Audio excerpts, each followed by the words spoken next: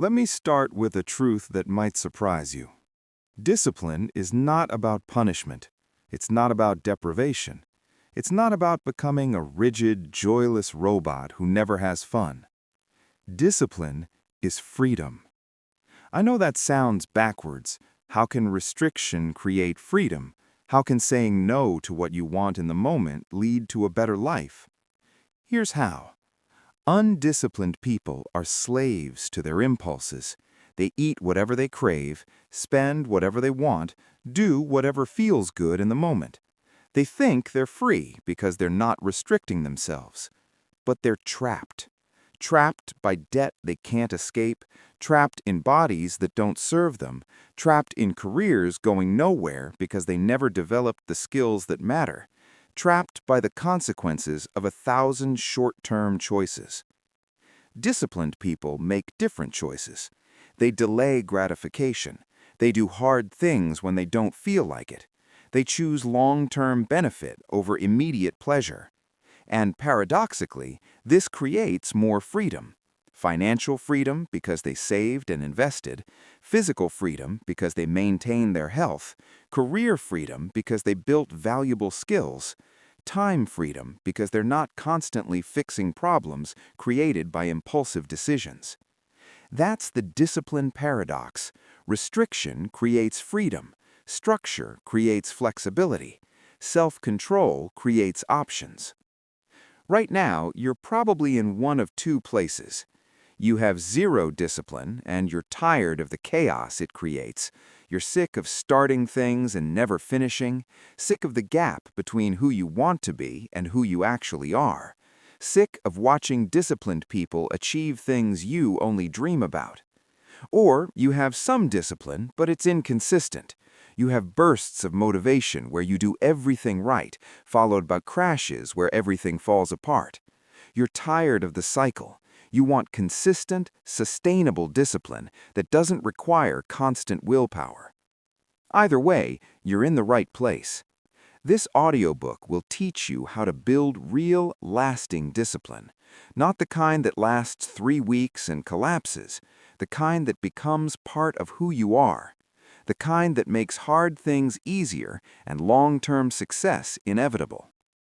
We're going to cover the psychology of discipline, why it's hard and how your brain works, the truth about willpower and why it fails most people, how to build systems that make discipline automatic, the energy habit frameworks that create lasting behavior change, how to stay disciplined when motivation disappears, how to handle failure without losing momentum, how to build discipline in specific areas, health, work, finances, relationships. By the end, you won't just understand discipline, you'll have a practical roadmap for building it in every area of your life. Because here's the truth, discipline is a skill, not a personality trait. It's not something you're born with or without. It's something you build through consistent practice. Some people learned it early. Their parents taught them. Their environment demanded it. They've been practicing discipline for years, so now it looks effortless. You might not have had that advantage, but you can build it now. Every disciplined person you admire started exactly where you are. The only difference is they started building the skill instead of wishing they had it. So let's build it. Let's turn you into the disciplined person you've always wanted to be. Not tomorrow, not next Monday, right now. Chapter 1. The Psychology of Discipline. Why it's so hard. Before you can build discipline, you need to understand why it's difficult in the first place. Because discipline isn't just about trying harder or having more willpower. It's about working with your brain's natural tendencies instead of fighting against them. Your brain's default settings. Your brain evolved for survival in an environment that no longer exists. For most of human history, resources were scarce. Food was uncertain. Threats were everywhere. Conserving energy was essential. So your brain developed some default settings. Seek immediate rewards. When food was scarce, you ate it immediately because it might not be there tomorrow. Delaying gratification could mean starvation. Avoid discomfort. Pain and discomfort often signal danger.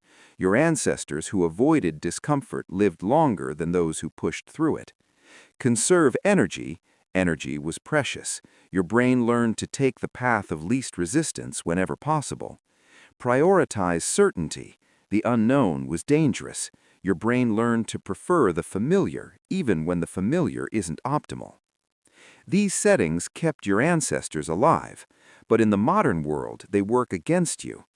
The donut is immediate gratification, but it undermines your health. Netflix is comfortable, but it steals time from your goals.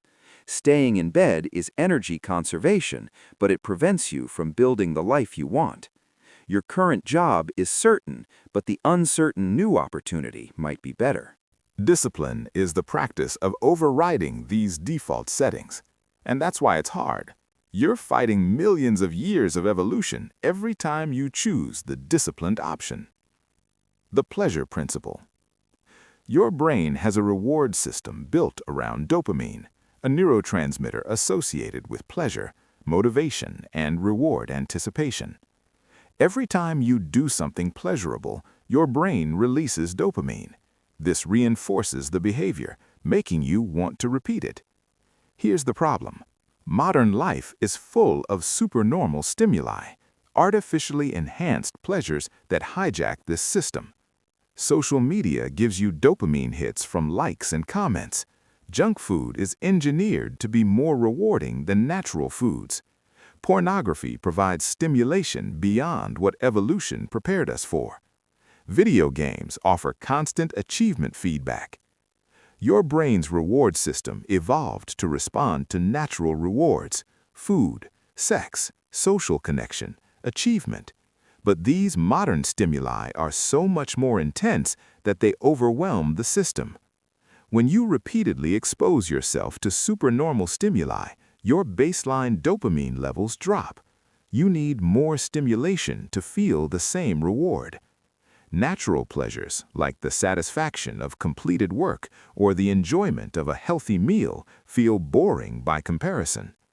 This is why undisciplined people struggle so much. Their reward systems are hijacked.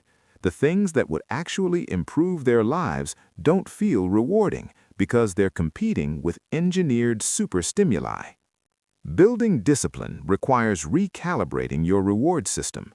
You have to reduce exposure to supernormal stimuli so that natural rewards feel satisfying again. The ego depletion model. For years, psychologists believed in a model called ego depletion, the idea that willpower is like a muscle that gets tired with use. The research suggested that every decision, every act of self-control, every moment of discipline depletes a limited resource. By the end of the day, your willpower is exhausted, which is why you collapse on the couch with junk food and Netflix.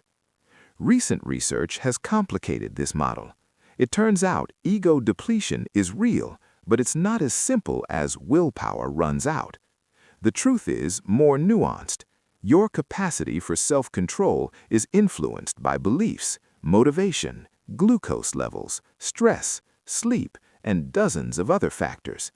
Some studies show that people who believe willpower is unlimited show less ego depletion than those who believe it's limited, meaning your beliefs about discipline affect your actual capacity for discipline. But other studies confirm that self-control does become harder throughout the day, especially under stress or when your blood sugar is low. So, what's the takeaway? Willpower is real, but limited. You can't rely on it alone. You need systems and strategies that reduce the need for constant willpower. Present bias and temporal discounting. Your brain values immediate rewards much more than future rewards. Economists call this temporal discounting. $100 today feels more valuable than $120 next year, even though objectively the future reward is better. This bias makes discipline incredibly difficult. Every discipline choice involves sacrificing immediate pleasure for future benefit. Exercising is uncomfortable now, but healthy later.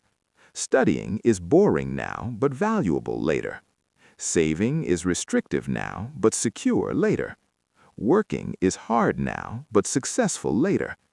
Your brain screams at you to take the immediate reward.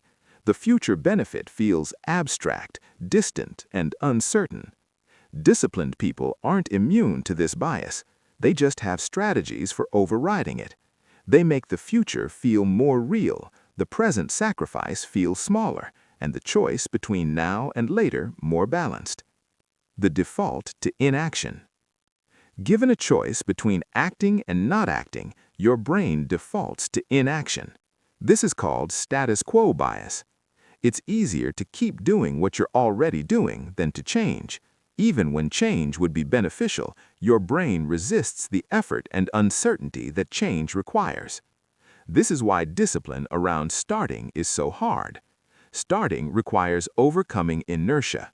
Once you're in motion, continuing is easier, but that initial push from stillness to action requires real effort. This is also why habits are so powerful. Habits turn action into the default.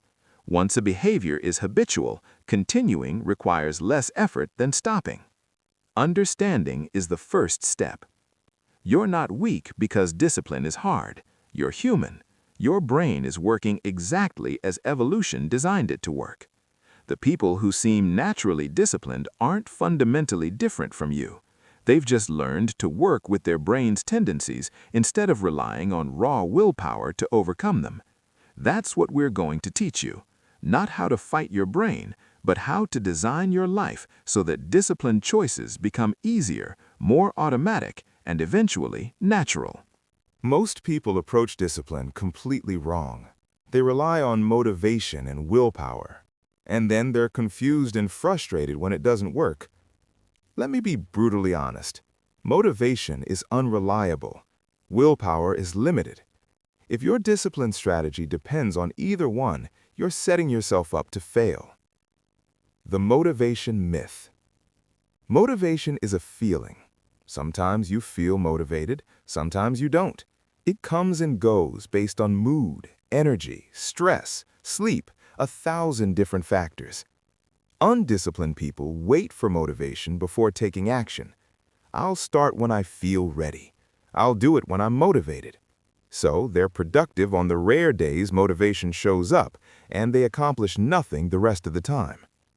Disciplined people understand something crucial. Action creates motivation more than motivation creates action. When you wait for motivation, you're waiting indefinitely. When you act without motivation, you often find that motivation appears during the process. You don't feel like exercising. You force yourself to start anyway. 5 minutes in, you feel better. The resistance disappears. You finish the workout. You don't feel like working. You force yourself to open the document. Once you start writing, you get into flow. An hour passes without effort.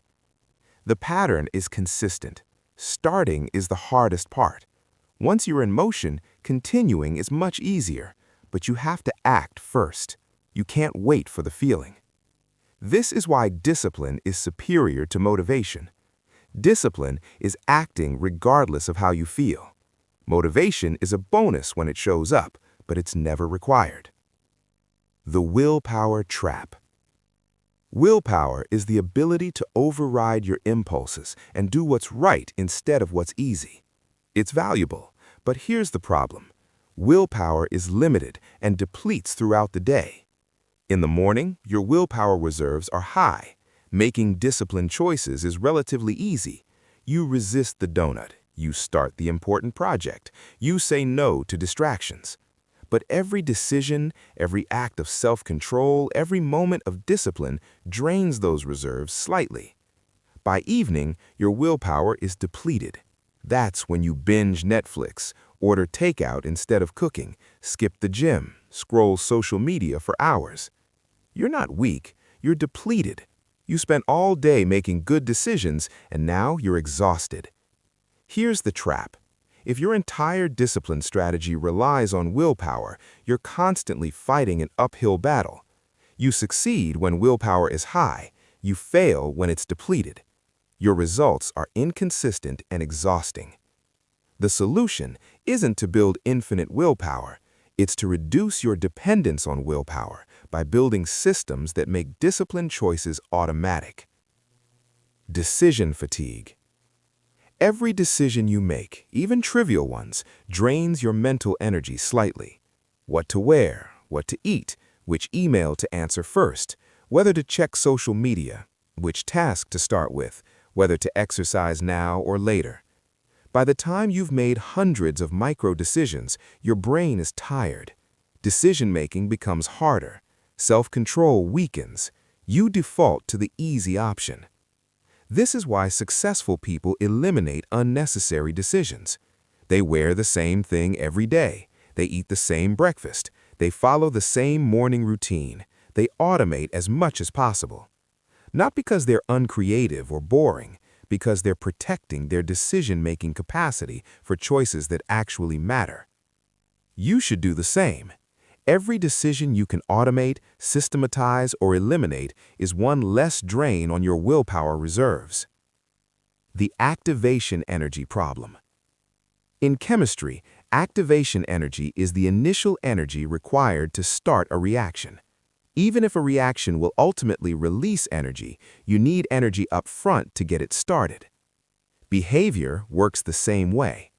Every action has activation energy, the initial effort required to overcome inertia and begin. Going to the gym has high activation energy.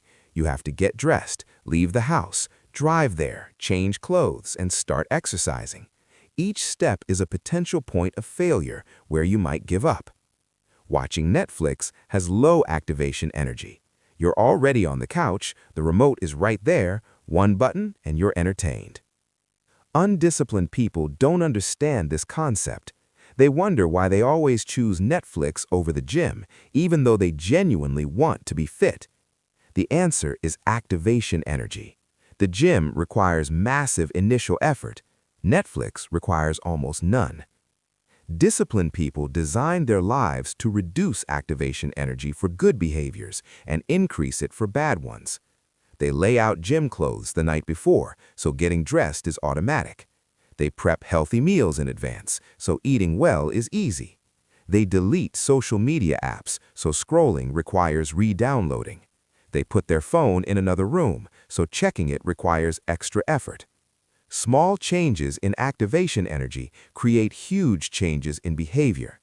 Make good choices easier, make bad choices harder. You'll naturally drift toward discipline. The all-or-nothing trap. Undisciplined people think in extremes. Either they're perfect or they've failed. They start a diet, one bad meal, and the diet is ruined, so they binge. They commit to daily exercise. They miss one day and quit entirely because what's the point? This all-or-nothing thinking destroys discipline because perfection is impossible. Everyone has off days, disruptions, failures. If your standard is perfection, you'll fail constantly, and each failure will convince you that discipline isn't for you. Disciplined people understand that consistency matters more than perfection. They expect imperfection. They plan for it. They miss a workout. They don't spiral. They just do the next one. They eat junk food at a party. They don't abandon healthy eating. They resume it the next meal. They measure success by trends, not individual instances. Are they doing better this month than last month? This year than last year? That's the standard, not perfection, not zero failures, just overall trajectory in the right direction.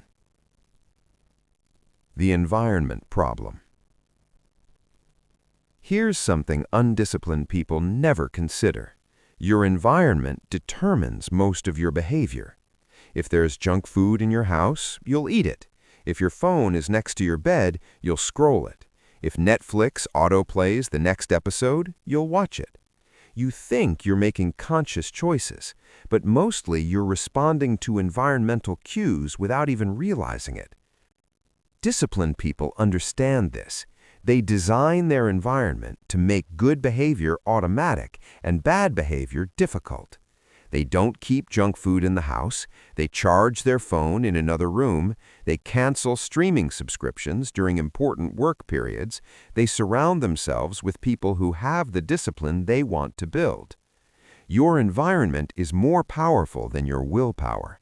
Stop trying to win through sheer force. Start engineering your environment so that discipline is the path of least resistance. The real foundation of discipline. If you've been relying on motivation and willpower, I'm not surprised you've been struggling. Everyone struggles with that approach because it's fundamentally flawed. Real discipline isn't about trying harder, it's about building systems that make disciplined behavior automatic. It's about reducing activation energy for good choices. It's about eliminating unnecessary decisions. It's about designing your environment. It's about creating habits that run on autopilot. That's what we're going to build, not motivation, not willpower, systems. Because systems don't require you to feel ready. Systems don't deplete. Systems work whether you're motivated or not. That's the foundation. Now let's build on it. Chapter 3. The Science of Habits, Making Discipline Automatic. The secret to lasting discipline isn't willpower, it's habits. Because once a behavior becomes habitual, it requires almost no willpower to maintain. Think about brushing your teeth. You do it automatically. You don't debate it. You don't need motivation. You don't rely on willpower. You just do it because that's what you do. That's the power of habits, and that's what we're going to create for all your disciplined behaviors. How habits work. Every habit follows the same pattern called the habit loop. Cue, a trigger that initiates the behavior. Routine, the behavior itself. Reward, the benefit you gain from the behavior. Your brain notices the cue, executes the routine automatically, and receives the reward. Over time, this loop becomes so ingrained that the behavior happens without conscious thought. Example, your alarm goes off. Cue, you brush your teeth. Routine, your mouth feels fresh. Reward. The cue triggers the behavior, the reward enforces it. After hundreds of repetitions, the habit is automatic. This is both good and bad news. Bad because your undisciplined behaviors are also habits. Good because you can replace them with new habits using the same mechanism. The 4 Laws of Behavior Change. James Clear's book, Atomic Habits, identifies 4 laws that govern habit formation. Make it obvious. Increase visibility of cues for good habits. Make it attractive. Associate good habits with immediate rewards. Make it easy. Reduce friction and activation energy. Make it satisfying. Create immediate positive feedback. And the inverse for bad habits. Make it invisible, remove cues for bad habits. Make it unattractive, highlight negative consequences. Make it difficult, increase friction and activation energy. Make it unsatisfying, create immediate negative feedback. Let's apply these practically. Making good habits obvious. Your environment is full of cues. Most of them trigger bad habits unconsciously. You need to redesign your environment so cues trigger good habits instead. Implementation intentions. Instead of vague goals like "I'll exercise more," create specific cue behavior pairs. After I pour my morning coffee, I'll do 20 push-ups. The coffee becomes the cue, the behavior is tied to it, no decision required. Habit stacking. Tie new habits to existing ones. After I brush my teeth, I'll meditate for 5 minutes. You're already doing the first behavior automatically. Now the second follows it. Visual cues. Put your gym shoes by your bed. Put a book on your pillow. Put your water bottle on your desk. Visual cues trigger behavior. Making good habits attractive. Your brain releases dopamine in anticipation of rewards, not just when receiving them. You can leverage this. Temptation bundling. Pair a behavior you need to do with one you want to do. I only watch my favorite show while on the treadmill. Now exercise becomes attractive because it's bundled with entertainment. Reframe the habit. Instead of "I have to exercise," think "I get to build a strong body." Language matters. Obligation feels like burden. Opportunity feels like benefit. Join a culture. Surround yourself with people who already have the habit you want to build.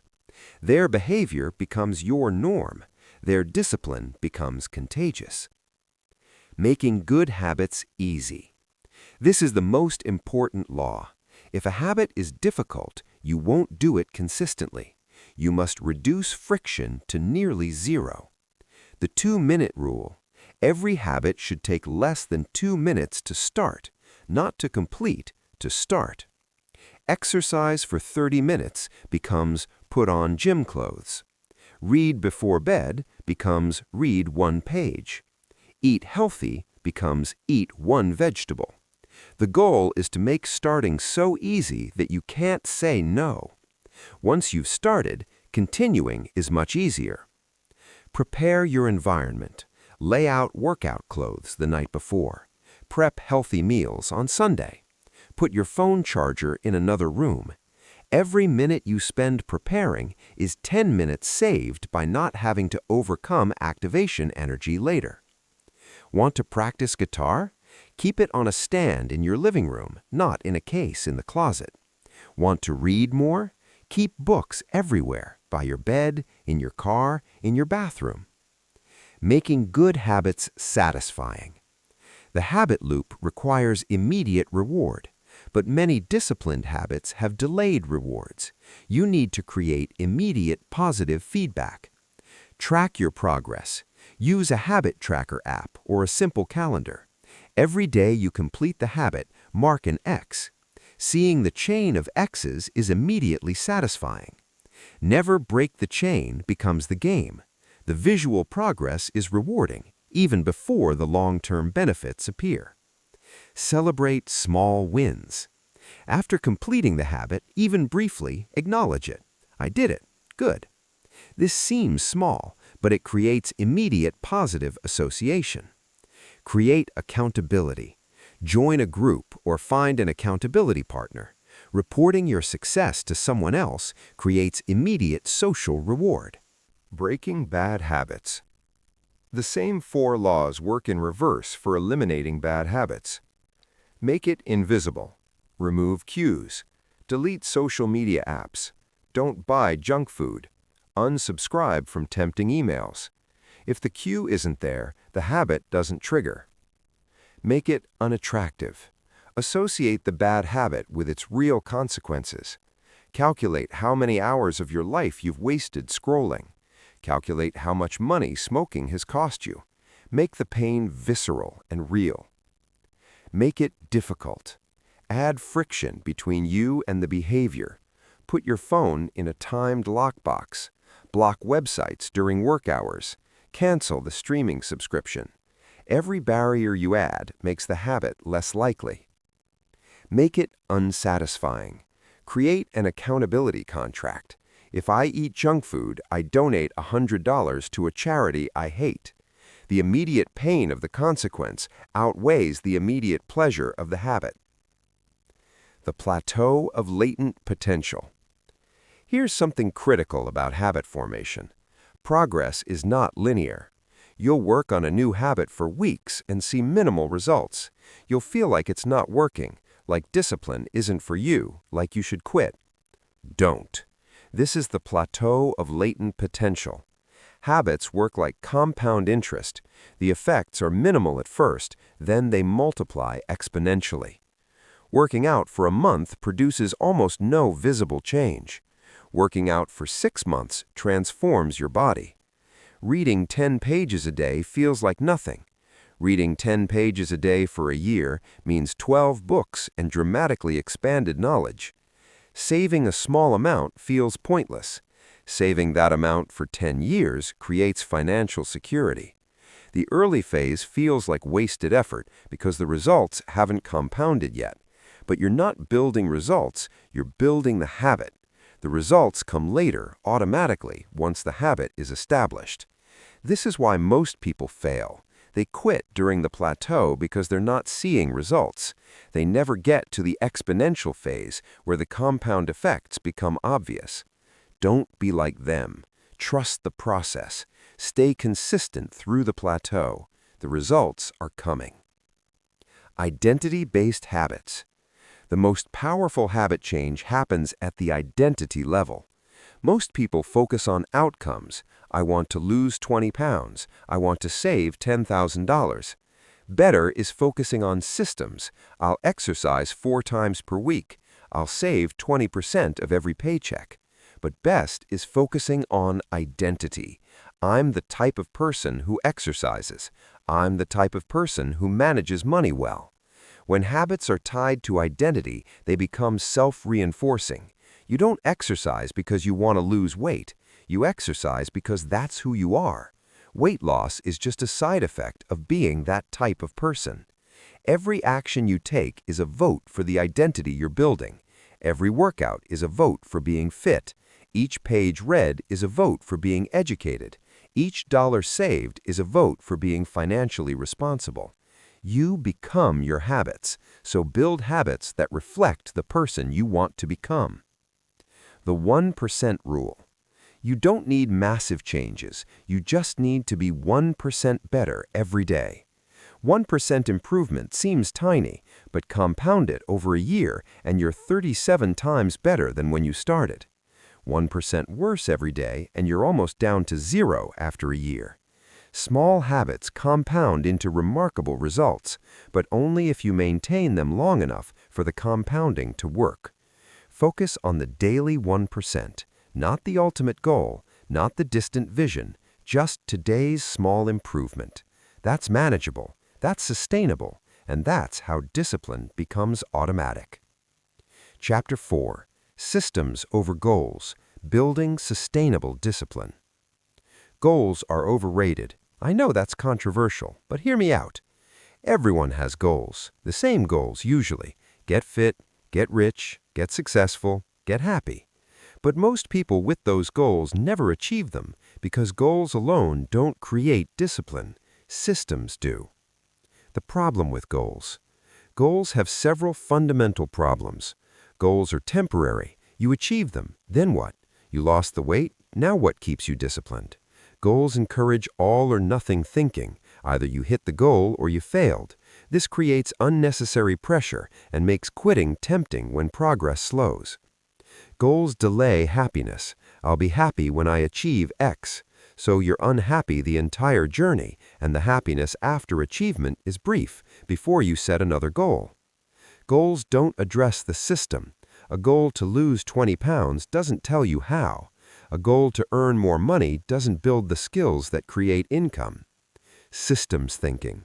Systems are processes that, when followed consistently, produce results automatically. You don't set a goal to be fit. You build a system of regular exercise and healthy eating. Fitness is the natural outcome. You don't set a goal to be wealthy. You build a system of earning, saving, and investing. Wealth accumulates automatically.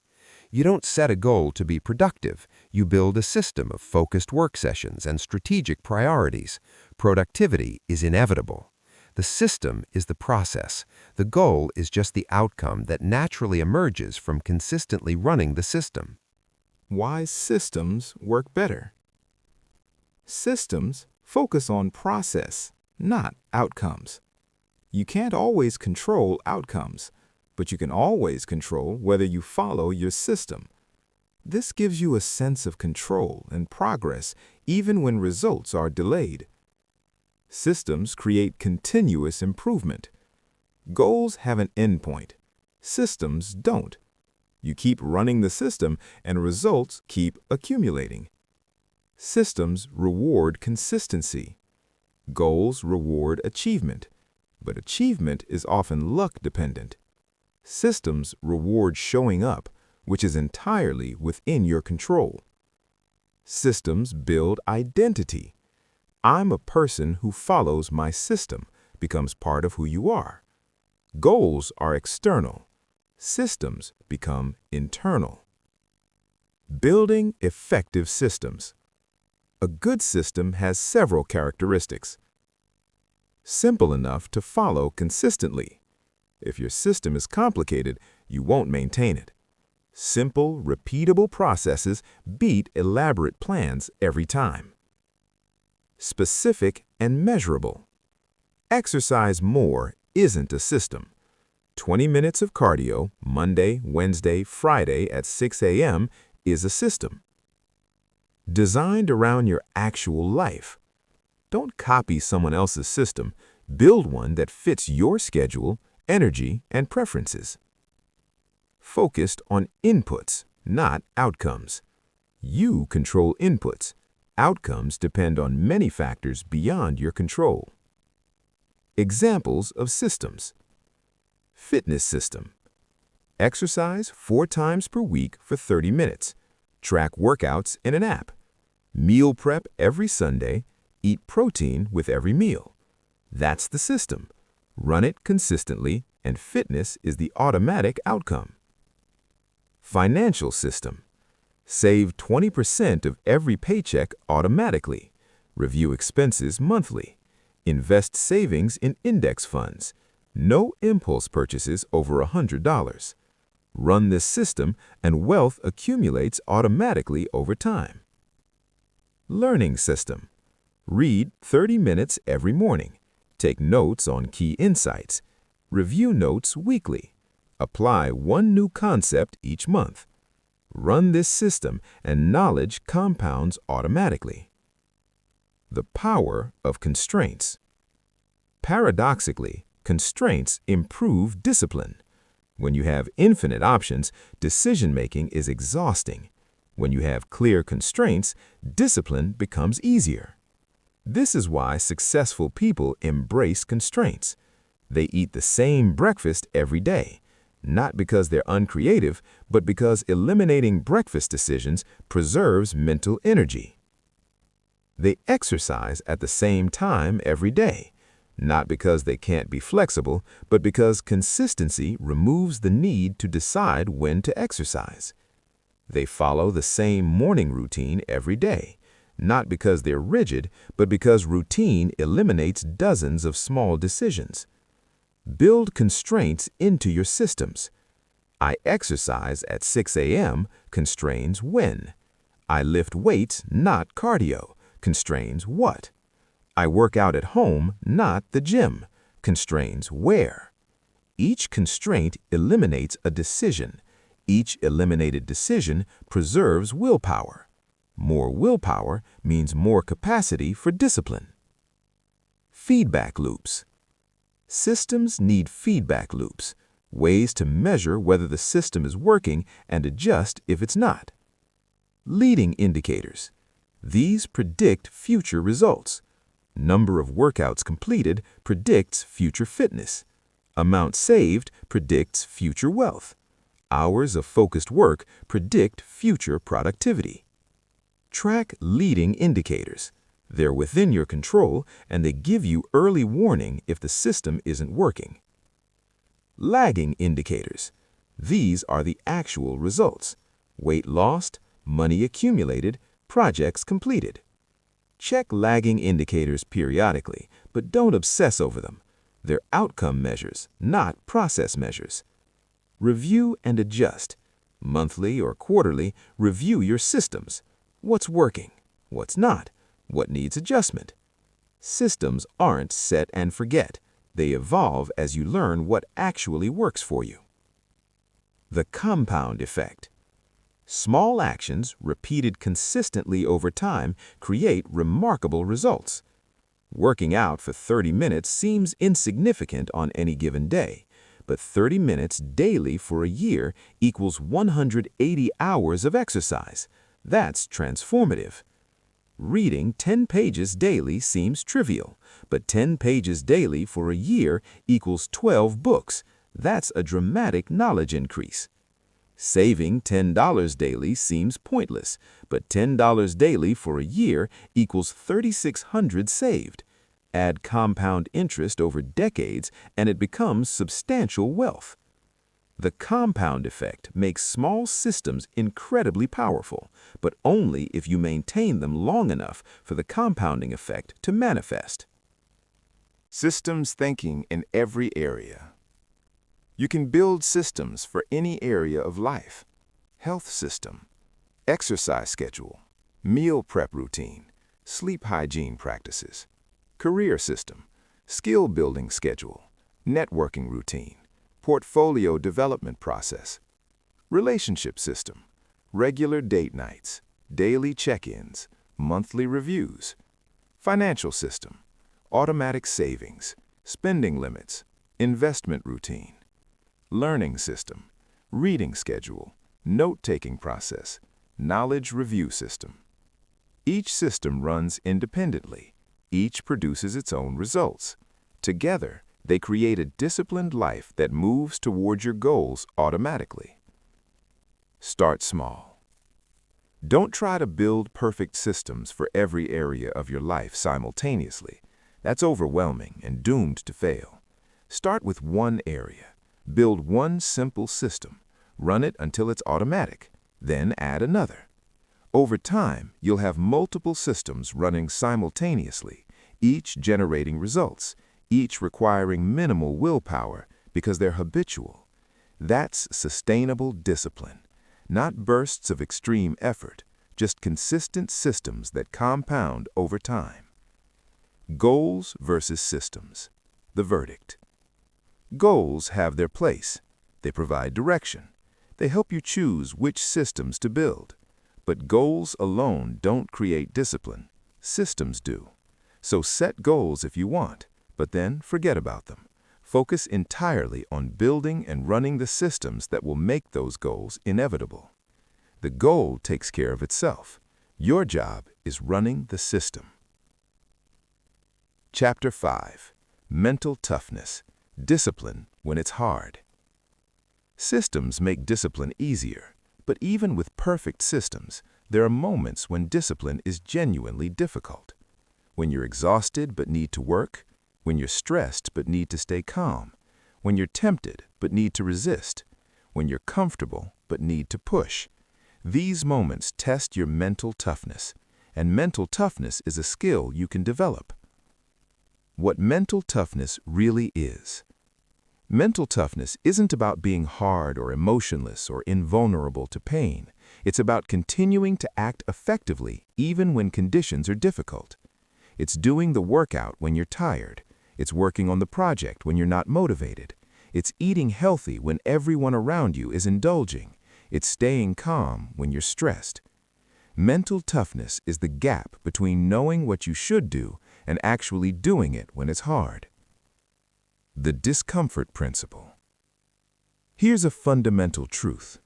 Growth requires discomfort, always.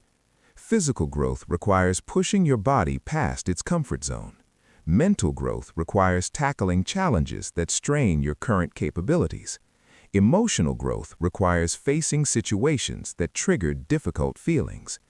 There's no growth without discomfort, but modern life is designed to eliminate discomfort. Climate control, fast food, entertainment on demand, endless distraction. We're more comfortable than humans have ever been, and paradoxically, we're more fragile because we've lost our tolerance for discomfort. Building mental toughness requires intentionally exposing yourself to discomfort, not in ways that harm you, but in ways that expand your tolerance and capabilities. Voluntary hardship. The ancient Stoics practiced voluntary hardship, deliberately doing difficult things to build resilience.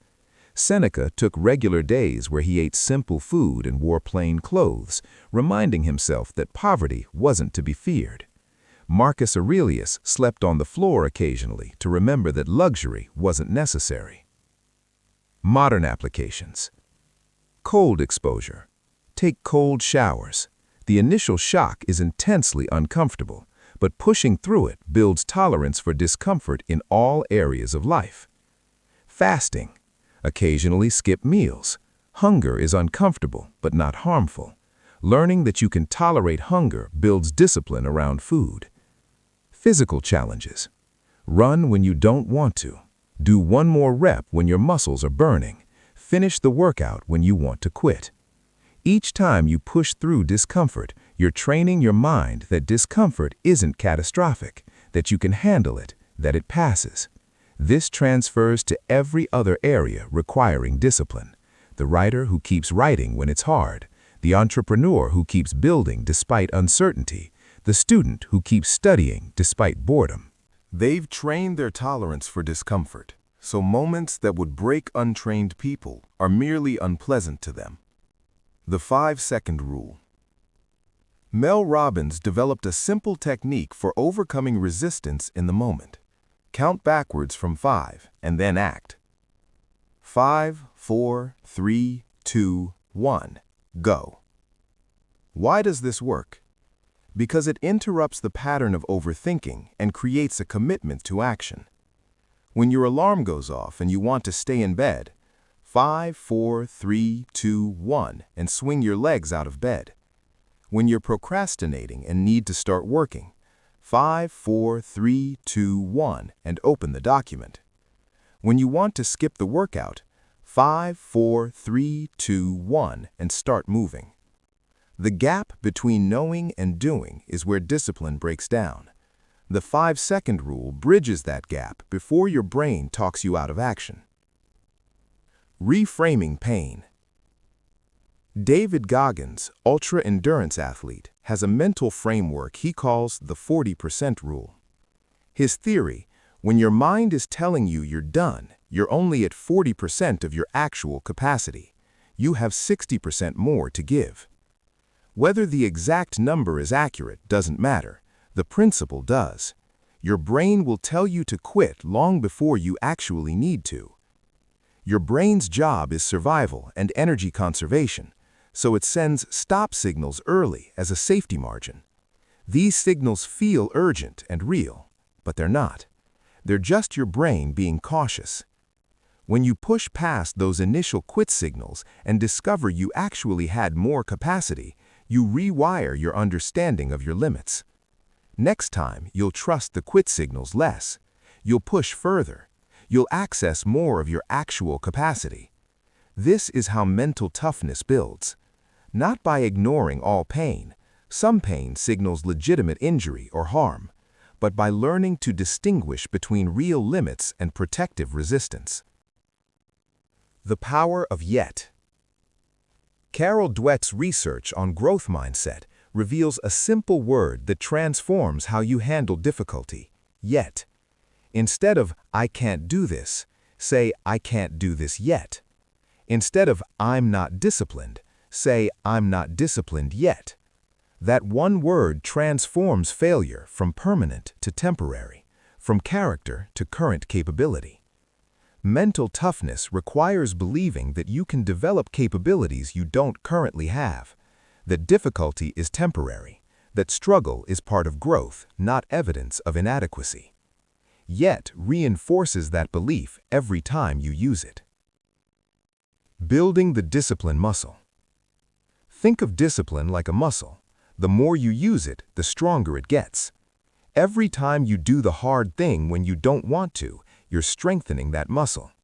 Every time you choose the disciplined option over the easy one, you're building capacity. Start small. Don't try to build extreme discipline immediately. Build it incrementally. Make your bed every morning even when you don't want to. That's one discipline rep. Do 10 push-ups when you'd rather not. That's one discipline rep. Read 5 pages when you'd rather scroll your phone. That's one discipline rep. Each small act of discipline strengthens the overall capacity. Over time, bigger acts of discipline become possible because you've been training. The power of rituals. Rituals are structured practices that create mental readiness for disciplined action. Athletes have pre-game rituals. Writers have pre-writing rituals. The structure creates psychological preparation. Build rituals around your disciplined behaviors. Morning ritual: wake up, cold shower, coffee, journal. This sequence prepares you mentally for the day. Work ritual: close distractions, put on specific music, set timer for 90 minutes. This sequence cues deep work mode. Evening ritual: meal prep, lay out tomorrow's clothes, read 15 minutes. This sequence prepares tomorrow's discipline. Rituals reduce the mental energy required to begin. They create automatic transitions into disciplined states. They make discipline feel ceremonial rather than burdensome. Embracing the suck. Sometimes it just sucks. There's no way around it. No reframe that makes it enjoyable. No technique that eliminates the difficulty. Mental toughness includes accepting this. Not every moment of discipline feels good. Not every hard thing has a silver lining in the moment. Sometimes you just have to embrace that it sucks and do it anyway. The workout sucks. Do it. The work is boring. Do it. The conversation is uncomfortable. Have it. The morning is dark and cold. Get up. Not every moment needs to be pleasant. Not every experience needs to be optimized. Sometimes discipline means doing what sucks because it leads somewhere better. People with mental toughness have made peace with this. They're not seeking constant comfort. They've accepted that growth requires temporary discomfort. That acceptance makes the discomfort easier to handle, not because it's less uncomfortable, but because you're also not fighting the discomfort itself. Recovery and mental toughness. Mental toughness doesn't mean never resting. It means pushing when you need to push and recovering when you need to recover. Chronic stress and exhaustion erode mental toughness. You can't maintain high discipline indefinitely without adequate recovery. Build recovery into your systems. Rest days from intense physical training, downtime after periods of intense focus, periods of lower intensity between high output phases. Mental toughness includes knowing when to push and when to rest. Pushing too hard without recovery leads to burnout, which destroys discipline entirely. The goal is sustainable discipline, not short bursts of unsustainable heroics. You understand the principles of discipline. Now let's apply them to specific areas where discipline matters most. Physical discipline. Your body is the foundation of everything else. Without physical health and energy, maintaining discipline in other areas becomes exponentially harder. Exercise discipline. Build a simple system. I exercise 4 times per week, 30 minutes minimum. Reduce activation energy. Lay out clothes the night before. Exercise at home to eliminate commute. Use habit stacking. After my morning coffee, I do my workout. Track progress. Mark workout days on a calendar. Never break the chain. Start small. 10 minutes counts. 5 push-ups count. Something is infinitely better than nothing. Nutrition discipline. Don't rely on willpower at mealtime. Plan meals in advance. Prep food on weekends. Don't keep tempting food in the house. Environmental design beats willpower. Build the identity. I'm someone who treats food as fuel, rather than I'm on a diet. Use the 80-20 rule. Eat disciplined 80% of the time. The other 20% allows flexibility without derailing progress. Sleep discipline. Same bedtime and wake time every day, including weekends. Consistency regulates your circadian rhythm. Create an evening ritual. Dim lights, no screens an hour before bed, read or meditate. Make your bedroom conducive to sleep. Dark, cool, quiet. Nothing in bed except sleep. Track sleep. When energy and discipline drop, check if sleep is the issue. Financial discipline. Money is freedom. Debt is prison. Financial discipline creates options. Spending discipline. Live below your means, not at your means, below. Automate savings. 20% of every paycheck goes directly to savings before you see it. 30-day rule. Any non-essential purchase over $100 requires 30 days of consideration. Track spending. Awareness creates discipline. You can't manage what you don't measure. Earning discipline. Develop valuable skills systematically. Set aside time weekly for skill development, reading, courses, practice. Focus on skills with compounding value: programming, writing, sales, leadership. Build in public. Share your learning. Create portfolio pieces. Career management discipline. Update your resume and LinkedIn quarterly, even if you're not job hunting. Network systematically. Reach out to 5 people monthly. Document your achievements. When review time comes, you have concrete evidence of value. Relationship discipline. Relationships require consistent effort. Discipline here prevents major problems later. Communication discipline. Address issues early. Small problems become big problems when ignored. Listen more than you speak, understanding before being understood. Weekly check-ins with significant relationships. How are we doing? What needs attention? Boundary discipline. Know your limits, communicate them clearly. Say no without guilt when something violates your boundaries. Don't tolerate repeated boundary violations. Action matters more than words. Presence discipline. Phone away during quality time. No half-present interactions. Regular, undivided attention. Not leftover time, but priority time. Emotional discipline. This might be the hardest. Emotional discipline isn't about suppressing emotions. It's about responding skillfully rather than reacting impulsively. Pause between trigger and response. Something happens. You feel an emotion. Instead of reacting immediately, pause. 5, 4, 3, 2, 1. But instead of acting, you pause to choose your response. This pause prevents regrettable reactions while still allowing you to honor your feelings. Name the emotion. I'm feeling angry. I'm feeling anxious. Naming emotions reduces their intensity and creates distance. Question the story. Your emotion is based on your interpretation of events. Question whether your interpretation is accurate. They ignored me might actually be they're distracted by their own problems. Choose your response. You can't control how you feel. You can control how you respond. Respond in alignment with your values, not your immediate emotional impulse. The integration. Discipline in one area supports discipline in other areas. Physical discipline provides energy for professional discipline. Financial discipline reduces stress that undermines emotional discipline. Build systems in all areas, not simultaneously, that's overwhelming, one at a time until each system is automatic. Eventually, you have multiple systems running, each supporting the others, creating a life of comprehensive discipline.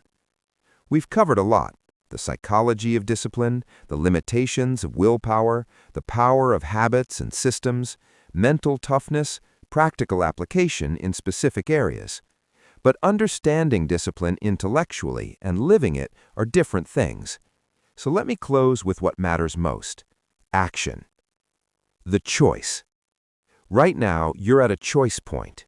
You can close this audiobook and change nothing, or you can close this audiobook and start building discipline immediately. Not tomorrow, not Monday, now. The information means nothing without implementation. You don't need more information, you need to act on what you already know. Start absurdly small. Don't try to transform your entire life today. Start with one tiny discipline habit. Make your bed tomorrow morning. That's it. That's the whole goal. Do that for a week. Then add something else. 5 push-ups every morning, 1 page of reading, 5 minutes of meditation. Small, consistent actions compound into remarkable results, but only if you start. The identity shift. Every action is a vote for the type of person you're becoming. Every disciplined choice is a vote for being a disciplined person.